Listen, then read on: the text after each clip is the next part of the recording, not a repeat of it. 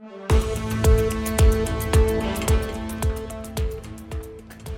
کارە با 24 کاتژمێرەیە بۆ خاوەن مۆلیدەکان بووە بە خەم و خەفەت و ئەمڕۆ گردبوونەوەیان ئەنجامدا و کۆمەڵێ داواکاریان هەیە لە لایەکی تریشەوە و خۆڵبارینەی کە ڕووی لە ناوچەکان یاریێم کردبوو لام شەوە بە تەواوەتی لاواز دەبێت بەڵام جەوەکەی بۆ فێنک کردووی نەمان و چەنەواڵێکی دیکەم بۆ هێناوە. سڵاوتان لێبێت.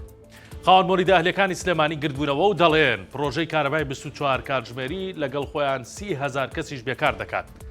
ڕۆژ بە ڕۆژ کارەبای 24 کاتژمێری مۆلیدەکان بێدەنگ دەکات، بەڵام ئەم بێدەنگکردنەی مۆلیدەکان خاوەنەکانیانی بەدەنگێنا و ئەمڕۆ لە سلێمانی گردبوونەوە.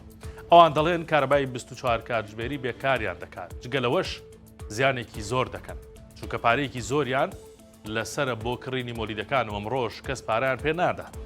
داواکاری سەرەکی ئەوانەوەیە حکوومەت حەلێکیان بۆ بدۆزێتەوە، چونکە زیانێکی زۆر دەکەن، وەک خۆشیان دەڵێن ئەو ملیۆن دینارەی لە بەرامبەر هەڵنەگرتنەوەی مۆلیدەکان پێیان دەدرێت هەر بەشی کرێی شوێنەکە ناکات و چ جای پارەی کارمەند و دەستمایە.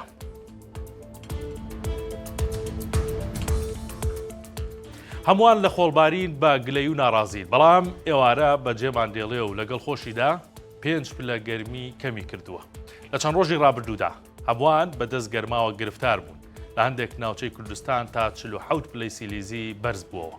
بەڵام لە دوێنێەوە کە خۆڵباری ناتووە لانیکەم گەرمای 5 پلە دابەزیوە و کەشەکە فێنک بووە. بەپێی کەشناسی لە ئێوارەی ئەمڕۆ ئاسمان بەرە و ساببوونەوە دەچێت و وردە خۆڵبارینەکە نامێنێت، هەرچەندە تەنیا لە ئەستوری سلێمانی و قەڵاتزێ و ڕانیە زیاتر لە 30 کەس بەهۆی تەنگەنەفەسیەوە ڕۆشتوۆتە فریاکەوتن.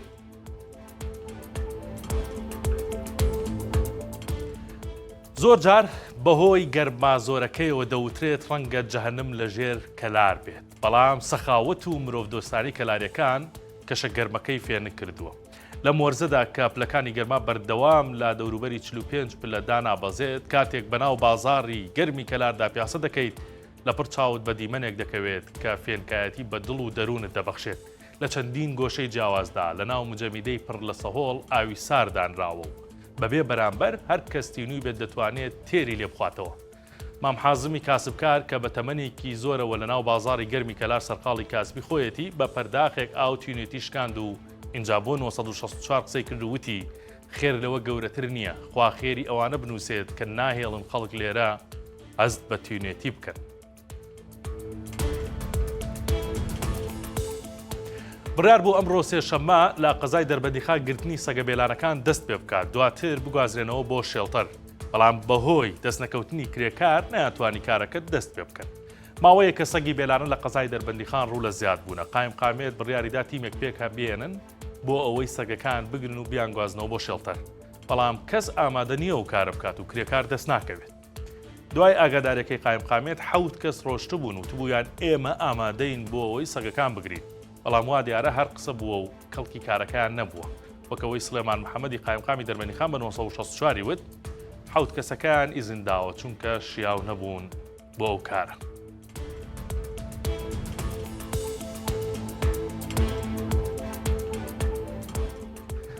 سەرنجتا ڕادێکێشم بۆ هەواڵێکی دیکە کە لە ماڵپەڕی 1964 هەیە بە دوواداچوونێک کراوە لەسەر ئەو خۆپشاندانانەی یاخود ئەو گرژانەی لە نێوان کورد و تورکمان لە ناحەی پردێ هەیە لە دوێنێەوە لەسەر پلە و پۆستە. لە ناحەی پردێ 3 پۆستی سیادی بەدەست کوردەوەیە، یەک بەڕێوبەری ناحەکە، 2 سەرۆکی شارەوانی ناحەکە، 3 بەڕێوبەری پۆلیسی ناحەکە، هەرسێکەی کورد بەڕێوەی دەبات. لە بەرامبەردا 17 پۆست هەیە لە ناحەی پردێ، 12یان لەلایەن تورکمانەوە بەڕێوە دەبرێت. قسە هەبوو کە گۆڕانکاری لە پۆستی سەرۆکی شارەوانی ناحەکە دەکرێت، هەر کە ئەمەیان بیستووە تورکمانەکان خۆپشاندانیان ڕێخستووە، ویستویانە ئەو پۆستە لە کورد بسێننەوە و تورکمان وەریبرە. کێشەکە گەورە بوو، خێمەیان هەڵدا، جادەی نێوان کەرکووک هەولێریان داخست بۆ ماوەیەک. دوایی سەرۆکی ئەنجومەنی پارێزگای کەرکووک چۆتە ناحەکە لەوێ کۆبوونەوەی کردووە، لیژنەیەک پێکێنراوە بۆ ئەوەی کە لەسەر و خۆپشاندانانەوە لەسەر ئاڵگۆڕی و پۆستانە قسە و باس بکەن. لە 1964 هەموو ئەو پۆستانە دیاری کراوە کە بەدەست کورد و تورکمانەوەن. بە نمونە ئەو پۆستانەی لای کوردن بەڕێوبەری ناحێوە گوتم، بەڕێوبەری شارەوانی هەروەها بەڕێوەبەری پۆلیس. ئەمەیشی کە دەیبینن بەڕێوەبەری بانک و بەڕێوەبەری ڤێتەرنەری و بەڕێوەبەری نەخۆشخانە و بەڕێوەبەری نێشتنی تیرۆر و یعنی زۆر بەڕێوەبەراتی تر لە ناحیەکە بەدەست تورکمانەوەیە زۆربەی پۆستەکان. بەڵام ئەوان دەڵێن ئێمە پۆستە سیادەکانمان لا نییە، 3 پۆستی سیادیە هەرسێکە بەدەست کوردەوەیە. بە تێر و تەسەلیەم هەواڵا لە ماڵپەڕی 1964 باس کراوە و پۆستەکانیش دیاری کراوە گرتتانەوێت بیخوێننەوە یاخود لە کێشەکە تێبکەن. ئەمە هەواڵەکان ئەمڕۆ بوو، کاتێکی شات بۆ هەموو لایەک.